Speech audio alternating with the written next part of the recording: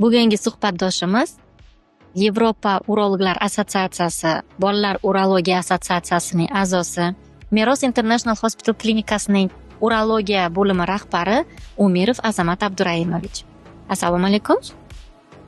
Azamat Abduraimovich, sizni suhbatga tortish juda qiyin bo'ldi.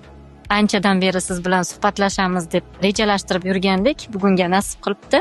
Azamat Abduraimovich, bilamizki, Samarqand shahrida hozirgi kunda juda ham ko'p xususiy klinikalar mavjud, lekin siz aynan Meros International Hospital klinikasini tanladingiz. Bunga sabab? To'g'ri. Samarqandda ko'p xususiy klinikalar bor. Meros klinikasini tanlaganim, Meros klinikasida uskunalar birinchi navbatda. Uskunalar hozirgi zamonda eng oxirgi ilg'or texnologiyalar o'rnatilgan. Ya'ni bu yerda o'sha jarroh uchun nima kerak? Jarroh uchun amaliyotni yaxshi bo'lishi uchun, jarroh uchun qulaylik yaratadigan narsa bu tibbiy uskuna.